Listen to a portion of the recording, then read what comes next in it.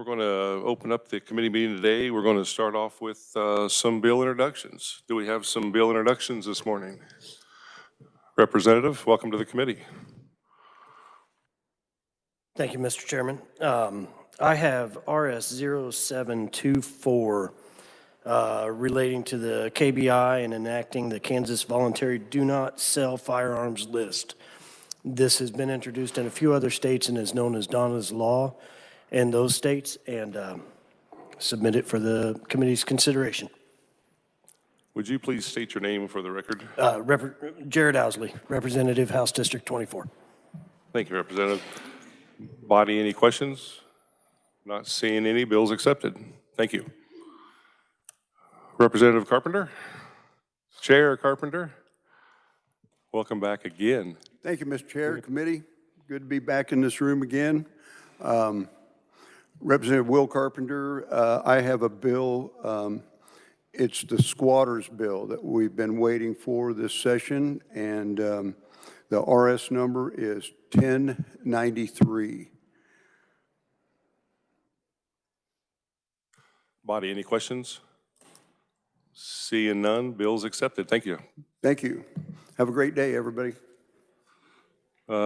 Zach, would you like to introduce the bill? State your name, please. Good morning, Mr. Chairman. Thank you. Zach Denny, Kansas Department of Revenue. I would like to request 25 RS 0810, and this has to do with cereal malt beverage licensing. Body, is there any questions? Not seeing any. Thank you, Zach. Bills accepted. Thank you. Are there any other bill introductions? Not seeing any. We'll move on.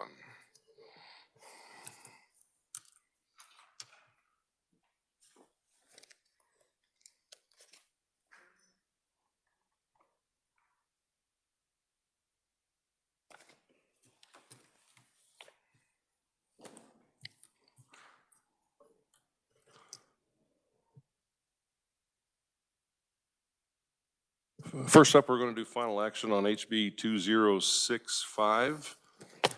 Is there a motion? Representative Schmoy. I move that we pass HB 2065 favorably. Is there a second?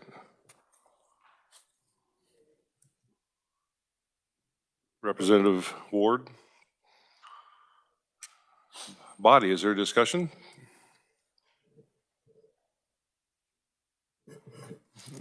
Representative Rees. Thank you, Mr. Chairman. Could you have the reviser kind of give us a brief on the bill, please? Thank you, sir. I kind of got ahead of myself. Mike, would you? Mr. Chairman, members of the committee heard this bill. It's a appointment of a procedure for the appointment of delegates if there is an Article 5 convention of the states. And the bill provides who shall make the appointments to the delegates. They include the Speaker Pro Tem, President, Vice President, Majority Party Caucus, Minority Leader, Majority Party, Minority Party Caucus, and so on.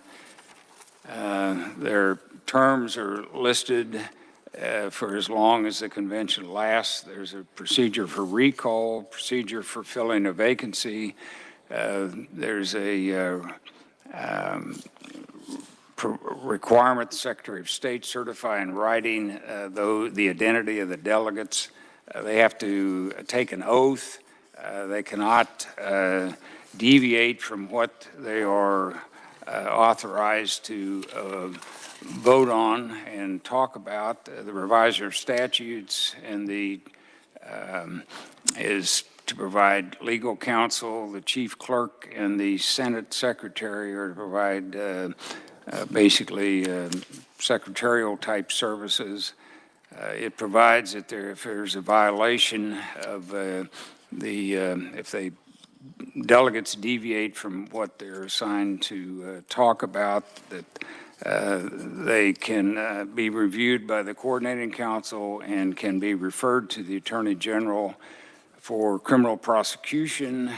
if there is a criminal prosecution, it would be could be a severity level 6 non-person felony. Committee, any questions for the reviser?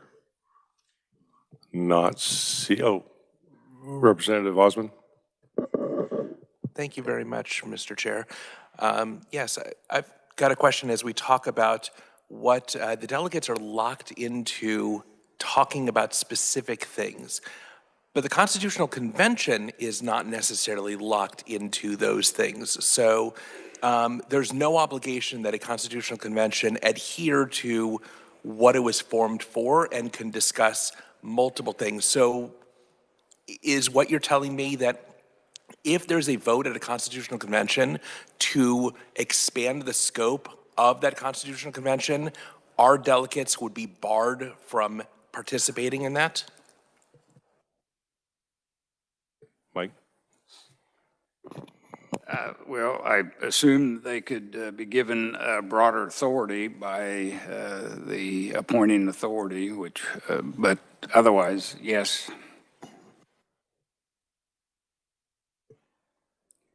Any other questions? Seeing none, we'll move on. We have a motion by Representative Schmoy, and we have a second by Representative Ward. Is there discussion? Seeing none, would you like to close on your motion? I close. You've heard the motion by Representative Schmoy. All in favor for passage, please say aye. All opposed, no? No. Ayes appear to have it. Ayes do have it. Motion passes. Would anybody like their vote recorded?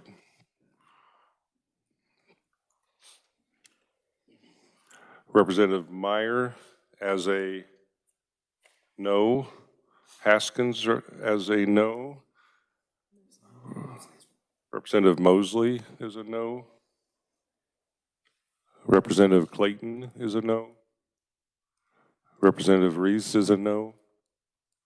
Representative Miller is a no. Representative Sanders is a yes. Representative Wagner is a yes.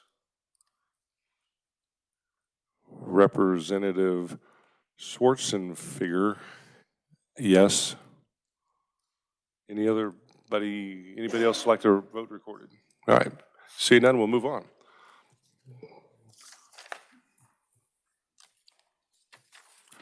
We're going to jump right into, we're going to open up a hearing on 2094. And for an overview, Mike, will you help us out there?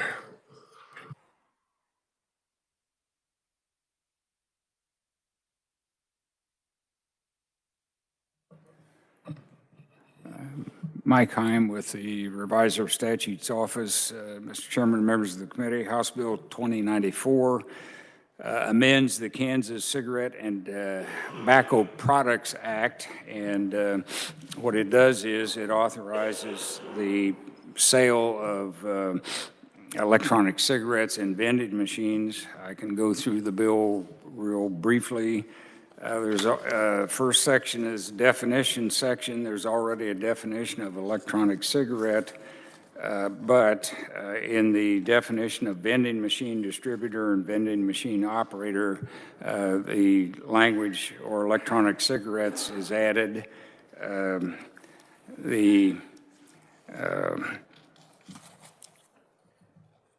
There's also a provision that the vending machines that sell electronic cigarettes shall be permitted to sell devices used to vaporize the liquid solution, cartridges, pads, or other containers used to store the liquid, and batteries.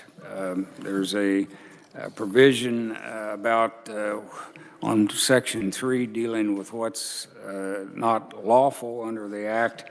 And there's an exception. Right now, you cannot have cigars and other tobacco products in a cigarette vending machine, but this makes an exception for electronic cigarettes, so you could have cigarettes and electronic cigarettes in the same machine, apparently. And Section 4 deals with when a tax is due on these. If you've got questions, I'll try and answer them. Committee, any questions for Mike? Hello, anybody awake? All right, seeing none, thank you, Mike.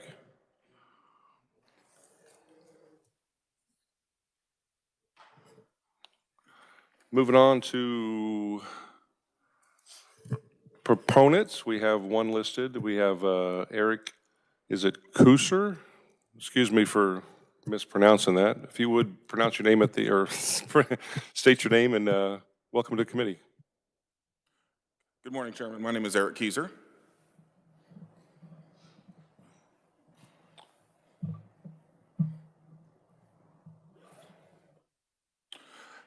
Good morning. Again, my name is Eric Kieser, and I brought this bill. I am the owner of 2 health and wellness stores here in town. The long story short of it is we're doing great. We love what we do, but reality is my wife and I got bored, and we were looking for a new business venture to get into. And one day while I was scrolling Facebook, an ad had popped up for a new company that is making vending machines to sell vapes. Now, a lot of people, you guys are going to hear cigarette vending machines, and you're thinking of these old school things, that drop some quarters. They're all, just mechanisms, no electronics whatsoever. These new devices are much smaller and perfectly designed for modern era. They are about the size of touch-tune jukeboxes. They have ID scanners on them as well. This isn't about really changing the law, more or less just bringing the current tobacco vending law into the 21st century. Before, the law states that only a pack of 20 Class A cigarettes can be sold out of a vending machine. I would assume that they put this into effect to prevent candy, health and beauty products from being sold, but also at the same time they prevented things like Copenhagen and cigars from being sold out of these machines. Now, we're not asking for that to be changed. We're just asking that these electronic devices can be sold in the same fashion as a pack of cigarettes. If the same gas station, vape shop needs just one license to sell both of these products or all of these products, we should bring vending into the same era.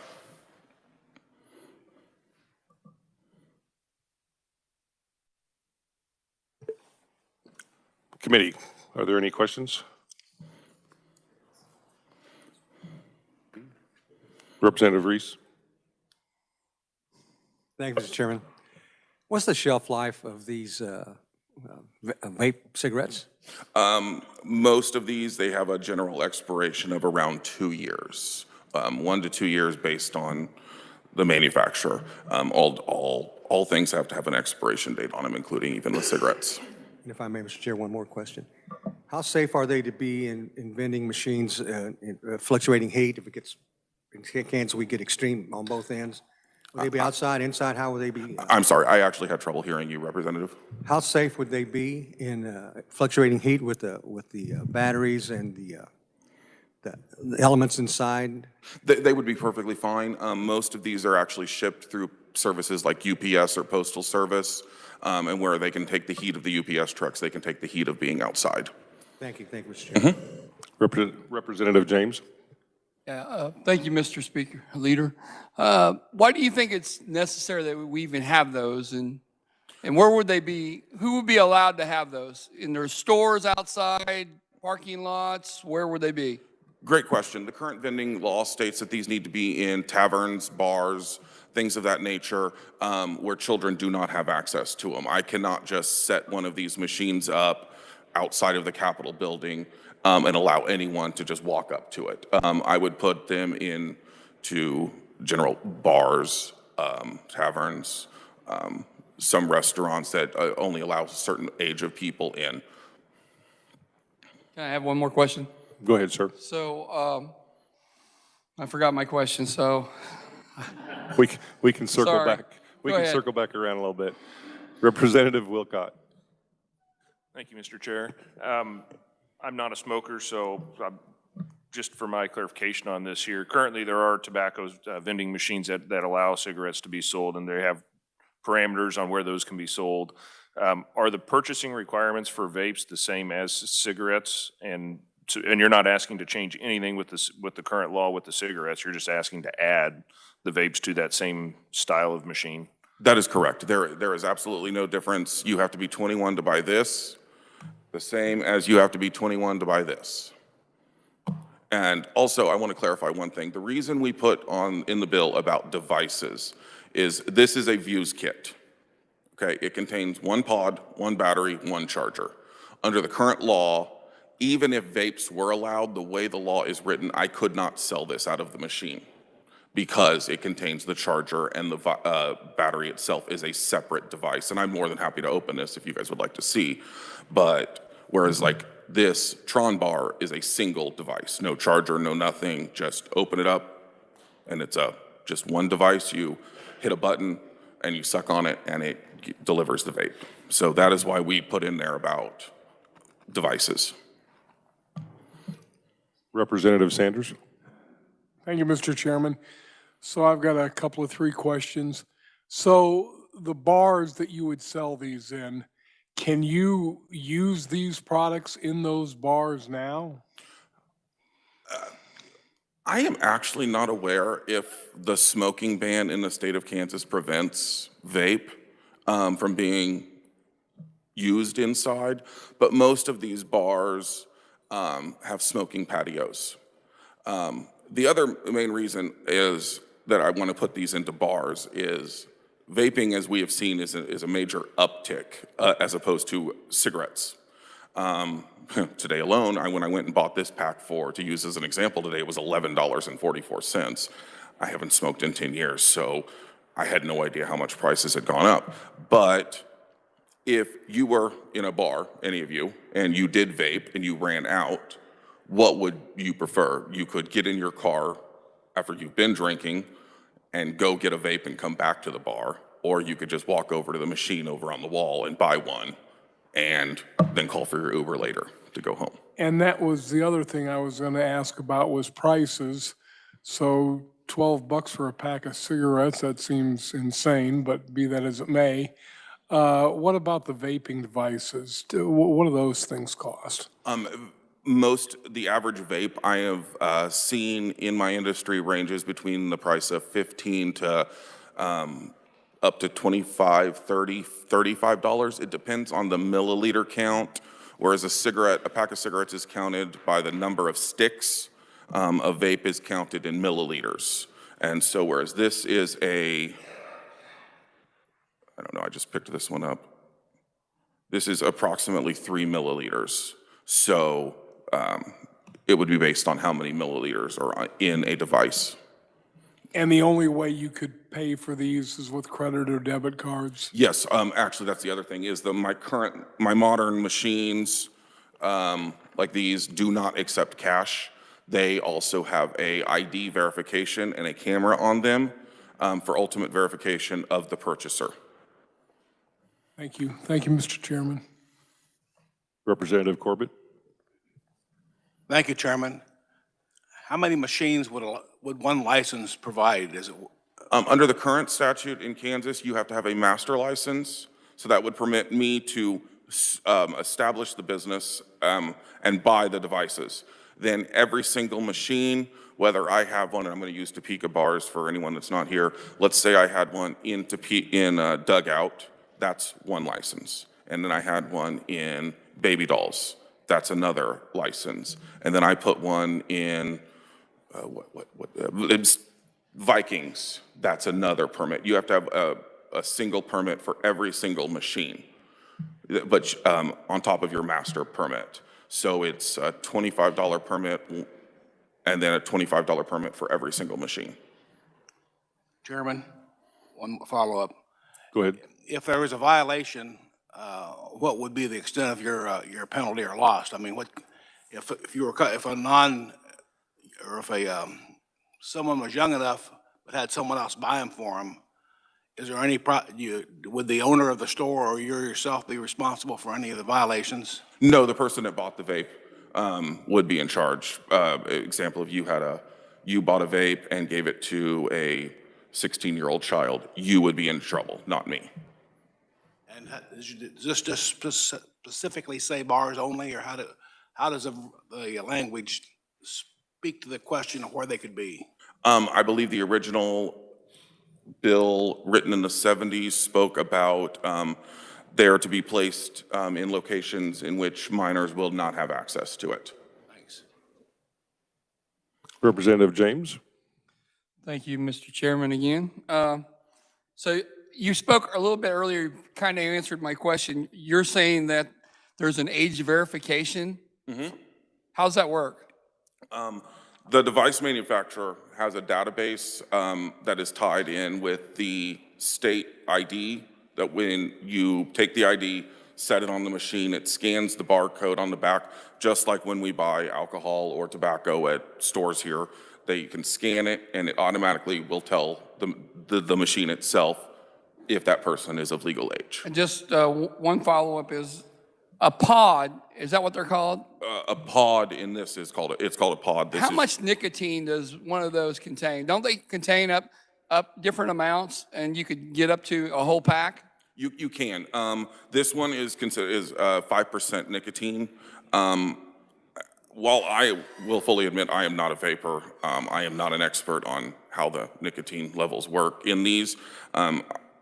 They do come in different strengths, yes, and you can get them lighter. You can even get them, you can get these particular ones in absolutely zero nicotine that is just for flavor. So like say someone was quitting, they could use the no nicotine version of it just to keep the movement, you know, like the hand-eye movement. But these go up into 5% nicotine. That would be what, a whole pack of cigarettes? That would be the equivalent of And some people smoke 2 pods a day on those? I personally have never seen anyone smoke 2 pods a day, but I do believe there are people out there, yes. But in this instance, like take my wife, for example. My wife does vape the Views, and she goes through about a pod every other day. All right, thank you. Representative Miller. Thank you very much, Mr. Chair. Thank you for being here today. So I was hoping you could give me a little bit of clarification on some of the things you mentioned earlier in your testimony. So I use Enjoy Pods, for example, and I know that those are, a battery is separate. You can buy it as a kit, like you mentioned. You can get the charger, the battery, and the liquid all in one.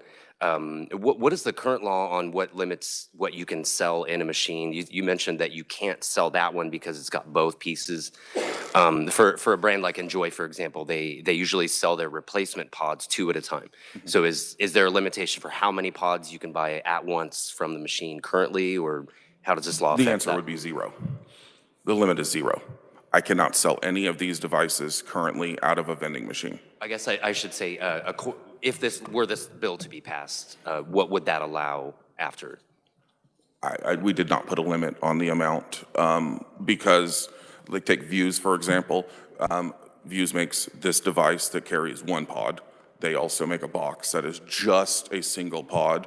And like you had mentioned, they do make a 2-pack, they make a 4-pack, and they make a 6-pack. Those are all sold in gas stations, tobacco stores, vape shops all across the nation. We did not put a limit on it because, again, we're trying to make the vending machines like the same as being able to have a vape shop. So we did not put a limit on the amount of pods that could be sold per transaction, because that transaction, obviously, you know, it's all about the price. So we didn't put a limit in the bill.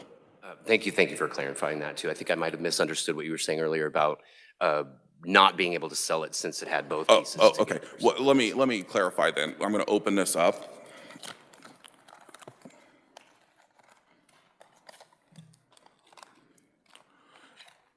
If this was the only thing, it would be fine. If you guys approved this bill tonight based on vape only, this would be the only thing I could sell out of here along with these that are, that was fun, just full devices. This is what would be preventing those from being sold, is because it comes with the battery and the charger. These cannot be, under the law that states that nothing besides this could be sold, that was written in the 70s. That is why we included this, to be able to sell a full kit like this out of the machines. Yep, I just want, just to clarify that, this bill as it's written today would allow him to sell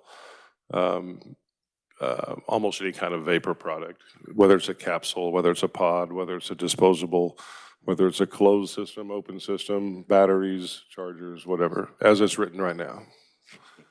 Moving on. This would be for nicotine only, and I want to clarify that because there's been several people that have asked me. This does not involve CBD or THC. This is just for nicotine only. Yeah, well, actually, I know people that sell quite a few e-cigarettes with zero nicotine in it as well. Exactly. But I mean, but yeah. Representative Wagner?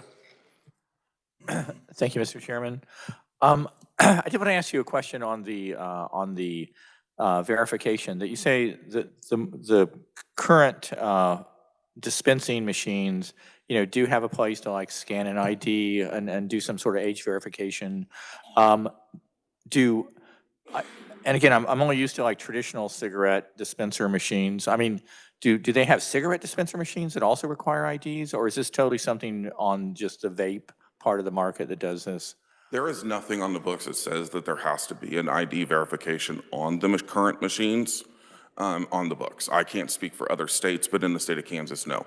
You can literally walk into, if you see, in fact, I think I was just down at Scipio Supper Club in, outside of Richmond a couple of weeks ago, and they still have one of the old school machines that literally takes quarters and you pull a knob and you hear some clinking and creaking, and then down pops your pack of Marlboros.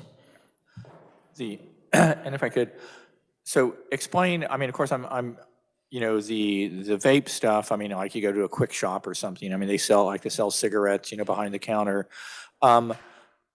Dispensing machines, and certain times you've talked about gasoline stations having them, but then other places you said it's only places where, like a bar or something, where someone needs to be, you know, 18 and above or 21 and above to enter. And so how widespread, I mean, vending machines, what other rules are there about where they're located that are here in Kansas? I guess I misunderstood the question. Okay, so a vending machine like this could be just in a gas station could have it? No. Okay, it has to be like in a bar or I would be placing them in bars. A gas station would just sell these outright behind the counter. No vending machine, no nothing. Okay. All right, thank you. Yeah, these vending machines are placed in age-controlled environments.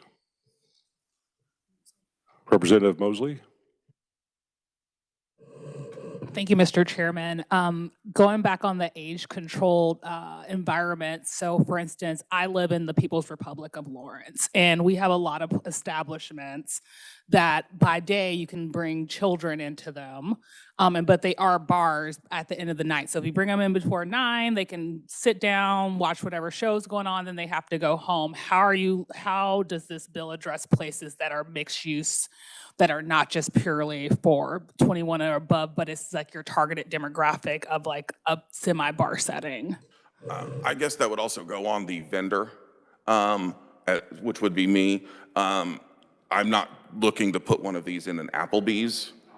You know, no, I understand. I understand. That was just but at the end of the day, my current machines have age verification on them. So even if my 16-year-old daughter walks up, she's not going to get one because it has the scanner on it. I can't really address that about what you're referring to is that some places are child-friendly by day and not at night, because I guess that would be on the vendor to make proper discretion as to where to put the machines, which is currently in the current law that, you know, control of the machines. So I hope I answered that question. Representative Haskins.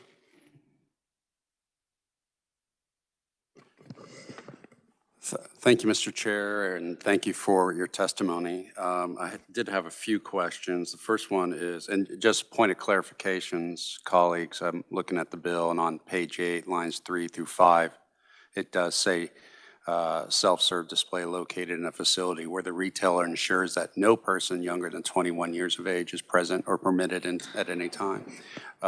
With that, I'm just curious, do you know what other states are doing related to this? I know after speaking to the manufacturer of the machine, they are not having any issues in any other state besides Wisconsin. When I explained what I was doing here in the state of Kansas with the manufacturer, they said that we're doing the exact same thing in Wisconsin. So to my knowledge, no other states have really had any issues. I am just doing the state of Kansas. I am not going into Oklahoma, Nebraska, or Missouri. I don't want those territories. I just want to stick with Kansas. So unfortunately, I cannot answer any more of that question on what other states are doing. Oh, and that's fine. Thank you for the clarity, and we can look into that. And Mr. Chair, just a few more. What's your return on these e-cigarettes when you put these in? What's your return as far as how much money are you going to make? Percentage-wise, if that's okay, you know. It's a roughly 60%. 60%. It's a roughly 60%. That's a profit margin on vapes. Okay. And are there any local ordinance that you've looked into that would prevent this? No, I would go on a city-by-city, county-by-county basis. I would check in with the cities before I put any machines in. Prime example, Topeka has nothing, so I would be fine to go. I do not know about Lawrence. That is another area I will be looking into, Manhattan, Junction City, Wichita. And I will be calling the cities before I put any machine in a location to make sure there's no local ordinances that or special permits I have to buy as well. Okay, and Mr. Chair, I promise, final question on this. So your opponents, and a concern I have is that this would open up Pandora's box because the bill also lists a variety of what tobacco products are. And if we allow one, then here comes the next. And there is a movement to reduce smoking and identify that it's hazardous. And some of your opponents would argue that. What would you say to those opponents? How would this not open up Pandora's box? Respectfully, they're going to get it if they want it. Whether they stop at the gas station on the way to the bar or whether they buy it at the bar, they're going to buy it. And there's nothing any of us can do about it. People that want to use tobacco are going to use tobacco. Representative Howell. Thank you, Chair. So just for clarification and greater understanding, so currently in the law, these vending machines are already allowed for tobacco cigarettes, and we are only allowing it basically for, I know we're calling them electronic cigarettes, but basically for vaping of nicotine or no nicotine, as the case may be. So really, it's kind of a technology. This is really about technology that wasn't available in the past. Correct. The current statute was written in the 70s and vapes did not exist back then. So that's all we're doing is just bringing the current bill into modern times to allow these to be sold in the same fashion. Okay. So this bill really isn't about how much we may, no matter how much we know tobacco is bad for us, which we all know.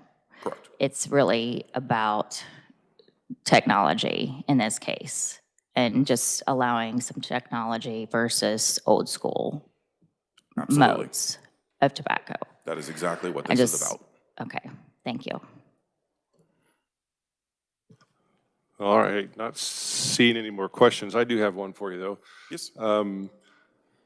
So in a cigarette vending machine, they're also required to put the cigarettes in the machine in such a way that the tax stamps are visible. So for during a compliance check, they can easily look at the machine, don't even have to open the machine, and they can tell that all the tax stamps are properly applied to every package and the taxes are paid on that product. Similar thing with a e-cig, we have to pay a consumable material tax. Obviously, we don't have stamps or anything like that, but it's whoever brings them into the state is responsible to pay that consumable tax. Is there a way, have you thought about how you would address that issue when it comes to your machines and displaying to the regulatory agency that the consumable tax has been paid on this, since we don't have any like a tax stamp or something like that to put on the, have you thought through that process? Great question. To my knowledge, there is a consumable tax on these, and it is 5 cents per milliliter. I believe. I have to double check that, but it's, so if this is a 3 milliliter device, I owe the state of Kansas 15 cents for its sale, plus applicable sales tax.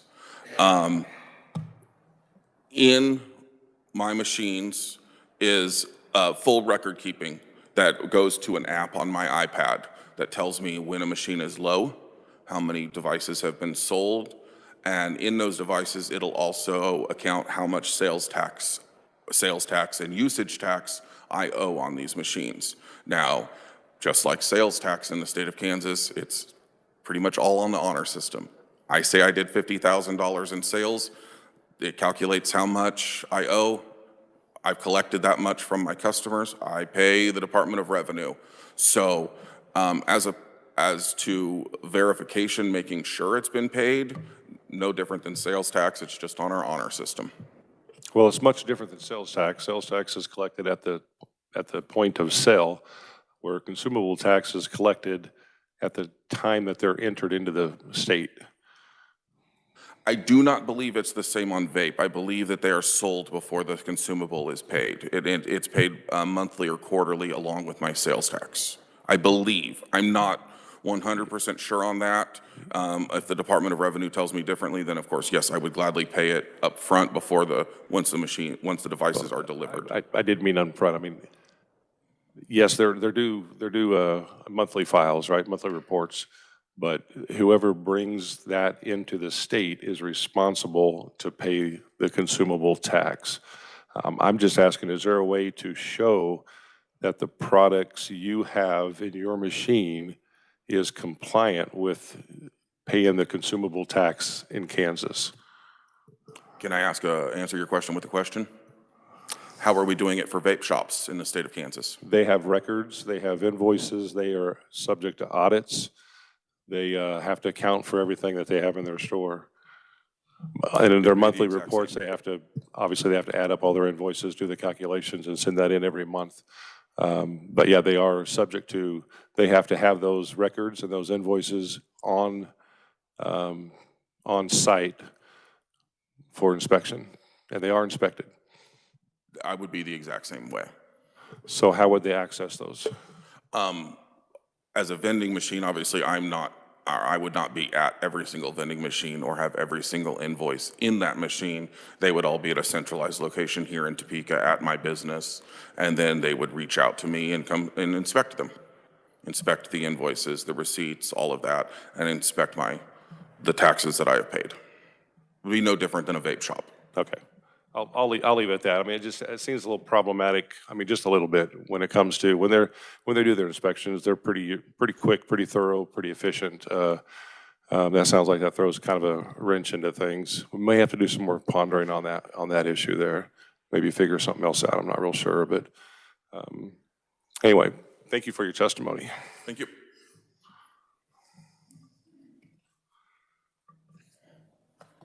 That was the only opponent that we have on this one. We do have one written neutral from Department of Revenue, Casey. And also we have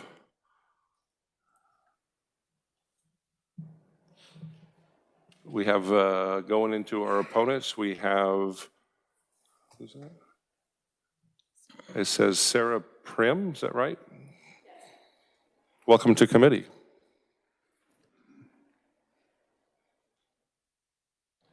I'm Sarah Prem. I'm Director of Advocacy for the American Lung Association in Kansas and Greater Kansas City.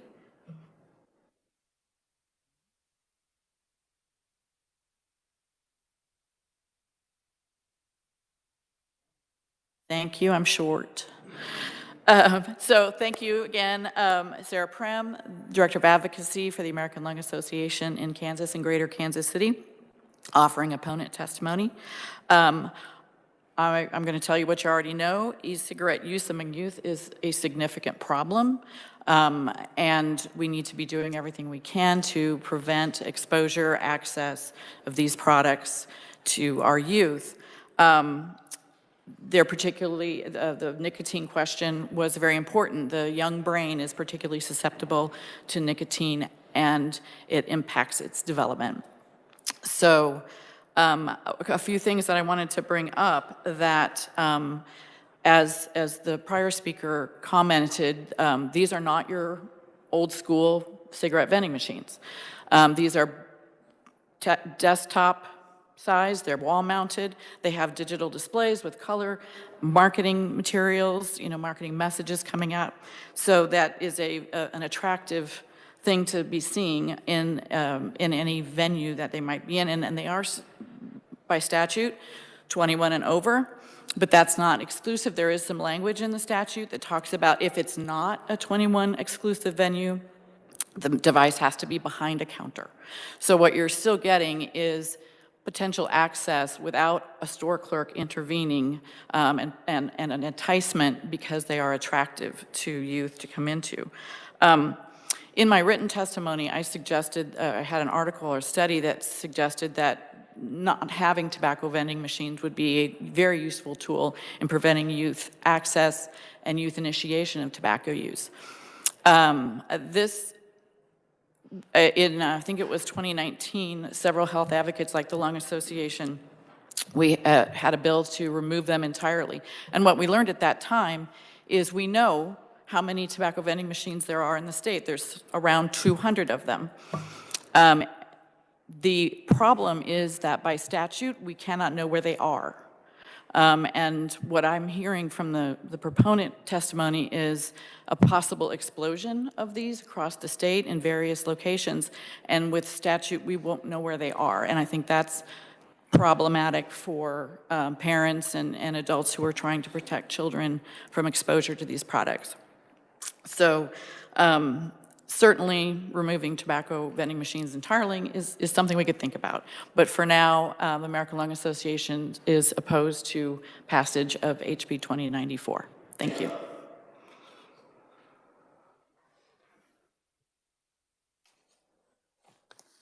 Thank you for that. I actually kind of have a question. Do you happen to have knowledge of where these 200 and some machines are? No, I can't have access to that. I got you, because currently there's only 57 that's licensed in the state of Kansas. Body, is there any questions? Representative Sanders. Thank you, Mr. Chairman. So in your testimony, you said that in mixed-use facilities, these vending machines are kept behind the counter. Well, wouldn't that mean that there would have to be a employee at that venue intervene before somebody could access them? We would hope, but there's no absolute on that. Well, isn't it reasonable to believe that if it's behind a counter, there would be an employee intervening? That would be reasonable, but youth have proven to be pretty creative. Okay. All right, thank you. Thank you, Mr. Chair. I did want to touch on youth vaping here just for a second, because I am kind of proud and kind of happy the kind of way this has been working. Do you know the current numbers from when they came out in September as far as what the youth usage is and the levels that they've dropped? Yes, it has dropped. I think the current use nationwide is the one I have at the top of my brain. That's 14.4% of high school students who have used vape. I think current use is also part of that. And it has dropped. We have done a good job of educating. I think when vape first came out, say 2018, you remember the the significant problems with when that happened. So over time, we have managed to do some education. In our own state, we have the Resist program, which is working to educate youth about the dangers of nicotine and tobacco use. So we are making progress. Absolutely. I just wanted to kind of mention that because it was, as you said something about it earlier. I believe the accurate number is 5.9% right now. That is the lowest it's been since the existence for a decade now. So that was actually pretty good news. Same with the tobacco use on it. I mean, it was down to like 1.2, so that was pretty significantly low too now. So things are working in the right direction when it comes to youth prevention, and I'm pretty excited about that. So, Representative Mosley. Thank you, Mr. Chairman. Can you talk about some of the long-term issues that I guess obviously like it's only been like a decade since vaping has hit the streets essentially. What are some of the long-term effects that we're seeing with like young people who partake in vaping that you've seen from like studies? The biggest concern is the impact of nicotine on the developing brain.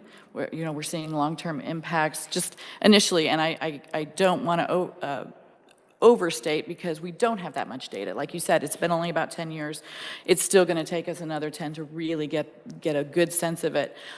We know that there are impacts to the brain. We know there are impacts to the lungs. And then my next question would be, and you may or may not have this answer. So there was like a really good program to really stop people from smoking. Like I am the grandchild of two grandchildren who smoked. My grandma Verdella used to smoke in her Dodge Caravan with no back seats because she was a florist, with the windows all the way up when I was younger. But there was a drop off in nicotine use because of the fact that we had a lot of programs that really stopped kids from wanting to even try it. What is the uptick? Where was, like, I guess from like a decade ago, where was nicotine use with young people compared to now? Was there like a exponential growth since we've seen vaping come to the scene? There's a chart, and I can supply that at another time, but there's a chart that indicates that about 15 years ago, the smoking rate among that young 18 to 24 was way down.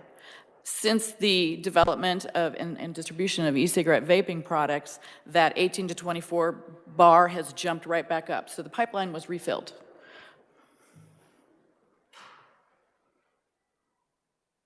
Any more questions? Seeing none, thank you for your testimony. I would like to point out we also have a few written testimonies. Please review that. And so I will ask you guys to kind of pay close attention to the floor today and announcements.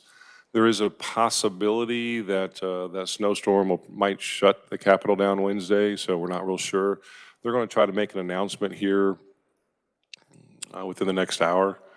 So stay tuned because that means we won't be able to work on Wednesday, which means we're going to have we're going to add that into Thursday and Friday. And hopefully we'll let you know at the well during announcements what that looks like. So stay tuned and pay attention to the comments this afternoon on the floor. And with that, Bonnie, we are done. Thank you.